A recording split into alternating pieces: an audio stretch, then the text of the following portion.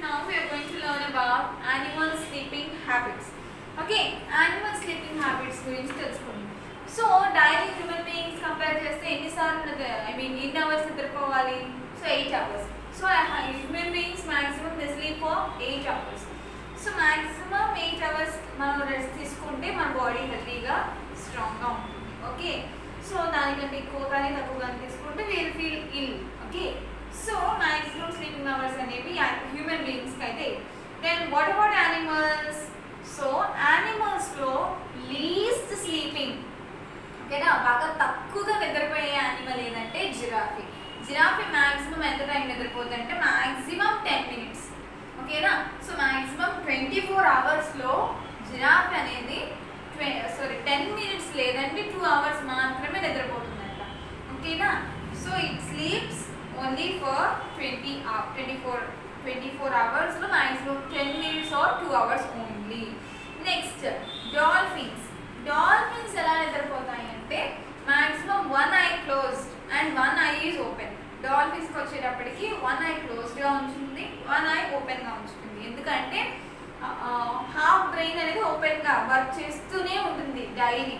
Okay, 24 hours కూడా ఒక half I అనేది ఎప్పుడు వర్కింగ్లోనే ఉంటుంది. ఎందుకంటే వాటికి ఏదైనా సడన్గా ఏదైనా ఆపద వచ్చినప్పుడు అవి ఎస్కేప్ అవ్వడానికి. సో 1 eye కంప్లీట్గా ఓపెన్గా ఉంటుంది అనమాట. 24 hours రోజంతా కూడా ఒక హాఫ్ బ్రెయిన్ అనేది వర్క్ చేస్తూ ఉంటుంది, ఓన్లీ విత్ హాఫ్ రెస్ట్ తీసుకుంటుంది అనమాట. Okay, next some animals like lizards sleep for long time. So ఈ లిజర్డ్స్ అనేవి ఎక్కువ కాలం నిద్రపోతూ ఉంటాయంట. ఎందుకంటే కొన్ని సీజన్స్లో, వింటర్ అలాంటి సీజన్స్లో వీటికి ఫుడ్ దొరకడం అనేది కొంచెం కష్టంగా ఉంటుంది కదా. సో అలాంటి టైంలో ఎక్కువ టైం అనేవి ఇవి రెస్ట్ తీసుకుంటూ ఉంటాయి. సో ఆ రెస్ట్ తీసుకుని ఆ పీరియడ్ ఏమంటారంటే హైబర్నేషన్.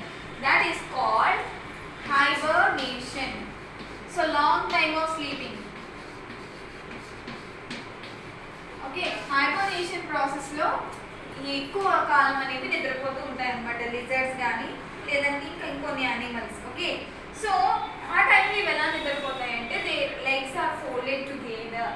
సో ఆ లెగ్స్ అన్ని కూడా దగ్గరకు ఫోల్డ్ చేసుకుని, ఆ వింటర్ టైం కదా, సో ఆ కోల్డ్ నుంచి తట్టుకోవడానికి అలాగే వాటి హంగ్రీ నుంచి తట్టుకోవడానికి మీరు అబ్జర్వ్ చేసి పిక్చర్లో ఉన్న విధంగా నిద్రపోతూ ఉంటాయి అన్నమాట యానిమల్స్ అనేవి. So that is about the sleeping habits. Okay, next మిగతా యానిమల్స్ అయితే సో క్యాట్స్ అండ్ డాగ్స్ యూజువల్గా నార్మల్గా గ్రౌండ్ మీద నిద్రపోతూ ఉంటాయి. We can see they normally sleep. Okay, next one is horse. Horse అయితే హార్స్ ఎలా నిద్రపోతుందంటే బై స్టాండింగ్. వాటి లెగ్స్ అనేవి ఒకదానికి లాక్ చేసుకుని నుంచి నిద్రపోతుందంట. ఓకేనా, హార్స్ అనేది ఎందుకు అంటే so in order to get saved from predators.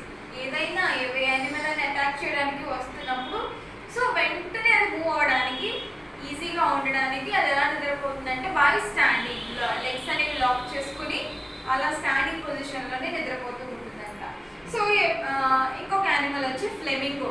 Flamingo గురించి అయితే ఫ్లెమింగో మీరు ఈ పిక్చర్ అబ్జర్వ్ చేయొచ్చు. ఓకేనా, ఫ్లెమింగో ఎలా నిద్రపోతుందంట with 1 leg kept standing. So 1 leg మీద నిద్రపోతూ ఉంటుంది అనమాట ఫ్లెమింగో. సో నెక్ ఈ విధంగా పెట్టుకుని ఈ విధంగా ఫ్లెమింగో అనేది నిద్రపోతూ ఉంటుంది. Okay, by keeping 1 leg straight. Okay, 1 leg మీద నుంచి నిద్రపోతుంది. Next leopard. సో లెపర్డ్ చూడండి. సో లెపర్డ్ అనేది ఒక ట్రీ మీద బ్యాలెన్స్ చేసుకుని దాని బ్యాక్ అనేది ఇంకొక బ్రాంచ్ బ్యాలెన్స్ చేసుకుని ఈ విధంగా దీని యొక్క స్లీపింగ్ హ్యాబిట్స్ ఈ విధంగా ఉంటాయి. నెక్స్ట్ వాల్రస్ అయితే up down. Okay, so walrus అనేది ఈ విధంగా నిద్రపోతుంది. సీలో మిడిల్ ప్లేస్లో దాని హెడ్ డౌన్ పొజిషన్లో పెట్టి నిద్రపోతూ ఉంటుంది అనమాట. So sea otters float on the surface of water while sleeping. So water move అవుతూ ఉంటుంది కదా, దాని ఫ్లోటింగ్ పైన నిద్రపోతూ ఉంటుంది అనమాట వాటర్స్ అనేవి. ఓకేనా, సో హ్యాండ్స్ అనేవి ఈ విధంగా ఫోల్డ్ చేసుకుని ఇలా వాటర్ మీద ఫ్లో అవుతూ వెళ్తూ ఉంటుంది నిద్రపోయే టైంలో. సో వీటి గురించి సో ఇవి అన్నమాట స్లీపింగ్ హ్యాబిట్స్. నెక్స్ట్ వచ్చి ఎండేంజర్డ్ యానిమల్స్ అంటే ఇప్పుడు ఇంతకు ముందు అయితే మన ఫుడ్ కోసం ఈ యానిమల్స్ అన్నిటిని కూడా ఎక్కువగా చంపేసి వాటి యొక్క లేదంటే వాటిని అమ్మేయడం, చంపడం అనేది ఎక్కువగా జరుగుతుండేది. సో మ్యాక్సిమం చాలా యానిమల్స్ అనేవి మనకి కనిపించకుండా పోయాయి. సో మీకు కనిపిస్తున్నాయా? లేవు. They got extincted. అంటే మన కంటికి ఇప్పుడు కనిపించట్లేదు, ఇంతకు ముందు ఉండేవి అని చెప్పుకుంటున్నాం, ఎందుకంటే అప్పట్లో ఉండేవి. But now we are not finding, so they are called extinct. And endangered అంటే ఏంటంటే ఇప్పుడు డేంజర్లో ఉన్నాయన్నమాట, ఇంకొంతకాలం అయితే ఇవి కనిపించవు, ఈ యానిమల్స్ అనేవి కనిపించవు అనే పొజిషన్లో ఉన్న యానిమల్స్ని ఎండేంజర్డ్ యానిమల్స్ అంటారు. అంటే చనిపోవడానికి ఇంకా కొన్ని మిగిలి ఉన్నాయి, వాటికి సంబంధించి జాతిలో కొన్ని మిగిలి ఉన్న యానిమల్స్ని ఎండేంజర్డ్ యానిమల్స్ అంటారు. సో ఎండేంజర్డ్ యానిమల్స్ గురించి మనం మాట్లాడుకునేటప్పుడు థ్రెటెండ్, ఇలా మనం వాటిని చంపడం కంటిన్యూ చేస్తే ఫ్యూచర్లో యానిమల్స్ అనేవి మనం ఫైండ్ అవుట్ చేయలేము. సో థ్రెటనింగ్ అంటే బాగా భయంకరమైన సిచ్యువేషన్లు అవి ఉన్నాయి అని చెప్పే వాటిని ఎండేంజర్డ్ యానిమల్స్ అంటారు. Okay, some animals are more threatened than others. To keep track of how it is becoming extinct the species may be scientist characterize. So ఇప్పుడు ఈ ఎండేంజర్డ్ యానిమల్స్లో లెవెల్స్ కింద సైంటిస్ట్ అనేవారు వీళ్ళు డివైడ్ చేసి, గ్రూప్స్ కింద డివైడ్ చేసి, ఏవి కొంచెం నార్మల్ పొజిషన్లో ఉన్నాయి, ఏవి అంటే ఇంకా కనిపించకు చనిపోతాయి అన్నీ అనేవి ఏ పొజిషన్లో ఉన్నాయి అనేది డిఫరెన్స్గా డివైడ్ చేశారు. దాంట్లో critically endangered and endangered vulnerable. So 3 కేటగరైజేషన్స్లో ఈ ఎండేంజర్డ్ యానిమల్స్ని డివైడ్ చేశారు. Critically endangered vulnerable. These are also some wild animals only exist in zoo. These are called extinct in the wild. So అలాగే ఇంకొన్ని యానిమల్స్ అయితే జూలో మాత్రమే కనిపిస్తున్నాయి మనకి, ఫారెస్ట్లో కానీ ఇంకెక్కడ కనిపించట్లేదు. ఓన్లీ జూలో కనిపించే యానిమల్స్ని వాటిని మాత్రం ఏమంటారంటే ఎక్స్టింక్ట్ ఇన్ ద వైల్డ్. అంటే అడవిలో మాత్రం లేవు, జూలో మాత్రమే కనిపిస్తాయి అవి. ఓకేనా, అడవిలో మాయమైపోయినవని అర్థం అనమాట ఎక్స్టింక్ట్ ఇన్ ద వరల్డ్ అంటే. సో జూలో మాత్రమే ఆ యానిమల్స్ అనేవి అవైలబుల్గా ఉంటాయి. Next, what are some of the most endangered animals? So critically endangered అంటే మోస్ట్ ఎండేంజర్డ్ అనమాట. ఆ యానిమల్స్ ఏంటో చూడండి, black rhinoceros and red wolf. Black rhinoceros అలాగే రెడ్ వుల్ఫ్ అనేవి క్రిటికల్లీ ఎండేంజర్డ్. అంటే అవి బాగా తక్కువ అయిపోయినాయి అనమాట, యానిమల్స్ అనేవి బాగా లీస్ట్ నెంబర్ ఆఫ్ యానిమల్స్ అనేవి ఉన్నాయి. రైనోసరస్లో బాగా లీస్ట్గా ఉన్నాయి. ఈ బ్లాక్ రైనోసరస్ అనేవి ఎక్కడ ఉంటాయి అంటే వెస్టర్న్ ఆఫ్రికాలో ఉంటాయి. ఓకేనా, బ్లాక్ రైనోసరస్ అనేవి వెస్టర్న్ ఆఫ్రికాలో మనం ఫైండ్ అవుట్ చేయొచ్చు. ఇవి ఎందుకంటే హంటర్స్ బాగా ఈ పార్ట్ ఉంది చూడండి, ఈ పార్ట్స్ని వాళ్ళు ఆర్నమెంట్స్ ఇలాంటివి చేసుకోవడానికి యూజ్ చేస్తుంటారు కాబట్టి వీటిని అందుకని చంపేస్తూ ఉంటున్నారు. ఓకే, ఇలా చంపేయడం వల్ల ఏం జరుగుతుంది, ఈ రైనోసరస్ అన్నీ కూడా ఒకటి అన్నీ చనిపోవడం వల్ల బాగా తక్కువ అయిపోయింది. సో ఇవి క్రిటికల్లీ డేంజర్డ్ అంటే ఇంకా చాలా తక్కువ ఉన్నాయన్నమాట, మేబీ 10 అలా ఉంటాయి. సో ఇంకా వాటిని అలాగే చంపేస్తూ ఉంటే ఏమవుతుంది, ఇవి ఇంకా ఉన్నాయి అని మనం చెప్పుకోవడానికి కుదరదు. ఓకేనా, ఇంతకు ముందు ఉండేవి అని చెప్పుకోవాల్సి వస్తుంది. సో అలా బాగా రిస్క్లో ఉన్నవి బ్లాక్ రైనోసరస్. అండ్ ఇంకొకటి రెడ్ వుల్ఫ్స్ అనేవి కూడా బాగా తక్కువ అయిపోయినాయి అన్నమాట. సో ఇవి యునైటెడ్ స్టేట్స్లో ఉంటాయి, యుఎస్లో ఉంటాయి. ఓకేనా, ఇవి ఒక ఫ్యూ హండ్రెడ్స్లో ఉన్నాయంట. ఓకే, మ్యాక్సిమం అన్నీ కూడా జూలో ఉన్నాయి, ఏవో ఒక 10 to 14 మాత్రమే వైల్డ్ లైఫ్ ఫారెస్ట్లో ఉంటాయి. Okay, all around the world the species of animals that are about to become distinct disappear forever. We need to do something to stop this happening. If we go on using nature as thoughtlessly as we have been doing, there will be soon nothing left. So nature has to look after carefully. So ఈ విధంగా animals అనేవి ఒకదాని తర్వాత ఒకటేమో క్రిటికల్గా అంటే బాగా తక్కువ least నెంబర్కి వచ్చేసినవి, ఇంకొన్నేమో రావడానికి లీస్ట్కి రావడానికి దగ్గరగా ఉన్నవి, ఇంకొన్ని నార్మల్గా ఉన్నవి. సో ఇలా మనం మన అవసరాల కోసం ఈ యానిమల్స్ అన్నింటినీ చంపేయడం ఎక్కువగా కంటిన్యూ చేస్తే ఒక పర్టికులర్ టైంలో ఏమవుతుంది, యానిమల్స్ అనేవి మనకి ఇంకా కనిపించవు. సో వైల్డ్ లైఫ్కి చాలా ప్రాబ్లం అవుతుంది అది. కాబట్టి ఇప్పటికైనా మనం దానికంటూ ఒక సొల్యూషన్ని తెలుసుకోవాలని చెప్పి సైంటిస్ట్ అందరూ చాలా ప్రయత్నిస్తున్నారు. సో మనం కూడా యానిమల్స్ని ఎక్కువ హార్మ్ చేయకూడదు. ఓకేనా, వైల్డ్లో ట్రీస్ కానీ వైల్డ్ యానిమల్స్ కానీ వీటన్నిటిని కూడా we should save. Okay, save them. Next, animals deserve life. Next topic వచ్చి యానిమల్స్ డిజర్వ్ లైఫ్.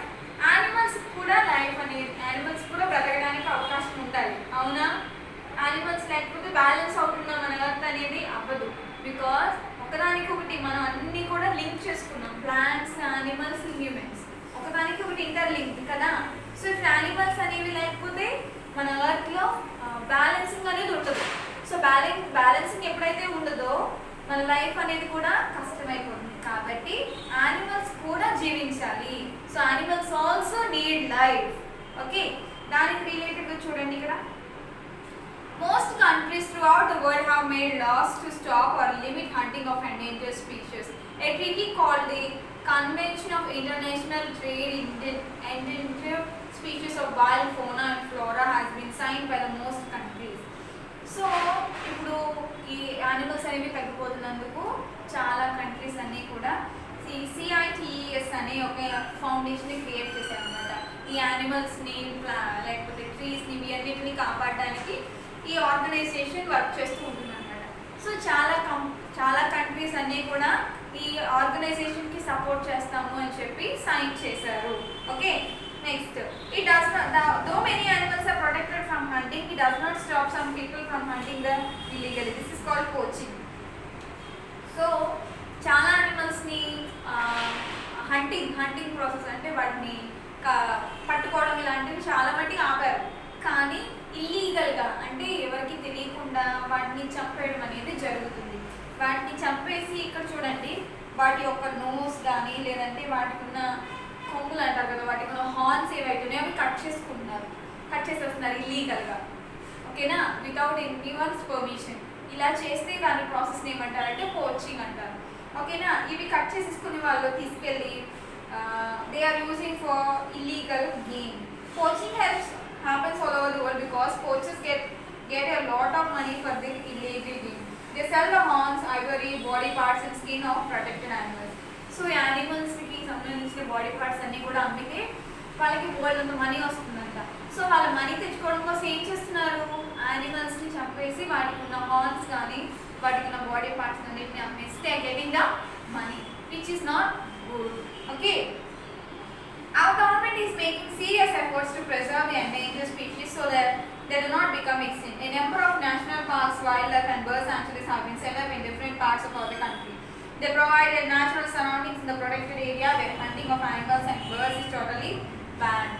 So మన గవర్నమెంట్ మన కంట్రీలో అయితే ఈ యానిమల్స్ని చంపడం లేదంటే యానిమల్స్ని హంట్ చేయడం అనేది చాలా వరకు తగ్గింది. ఓకేనా, so different type of laws అనేవి గవర్నమెంట్ తీసుకొచ్చింది. సో ఇప్పుడు మన యానిమల్స్ని వేటాడడం కానీ వాటిని చంపేయడం కానీ ఇదంతా కూడా బ్యాన్ చేశారనమాట ఫారెస్ట్లో. ఓకే, సో వీటిని సంరక్షించడానికి చాలా బర్డ్ సాంచురీస్ అంటే బర్డ్స్ని కాపాడడానికి జూస్ ఎలా అయితే ఉన్నాయో బర్డ్స్కి సంబంధించి ఒక ప్లేసెస్ అలా రకరకాల ప్లేసెస్ అన్నీ కూడా సెటప్ చేయబడింది. ఓకేనా, గవర్నమెంట్ నుంచి. So in 1973, our government has set up Project Tiger to save the fast decreasing number of tigers in India.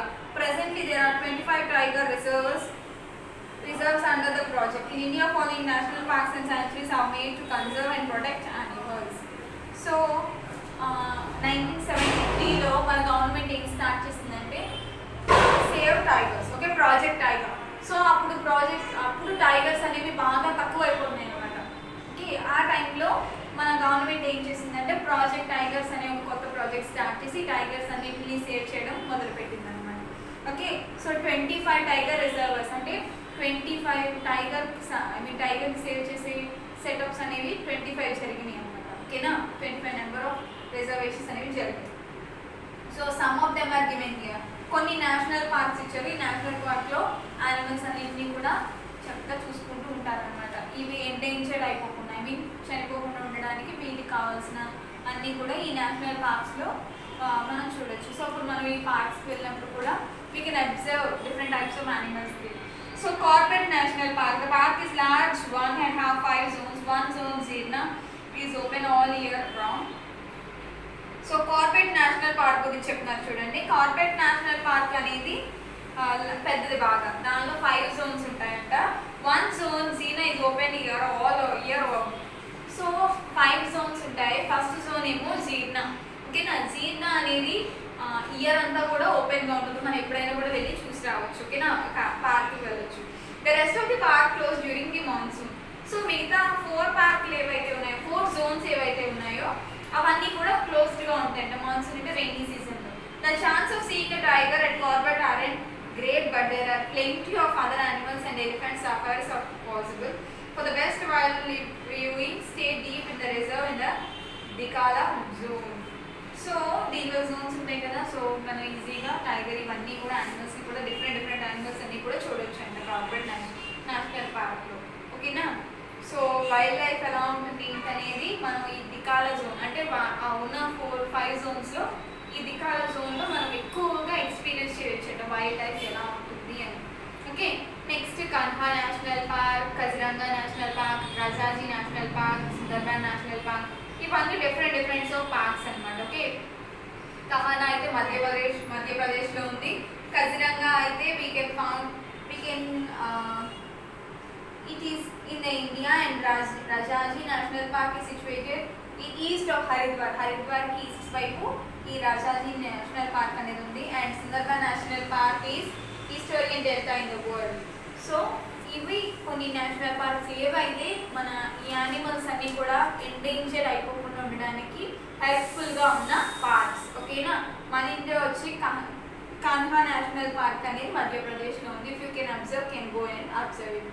So my dear children, save the wild life అంటే wild యానిమల్స్ని harm చేయడం అనేది చాలా తప్పు. Okay, so we should also support them. Okay, plant the trees and support the small animals and large animals also. So my dear children, go through the lesson once again and practice the hard work.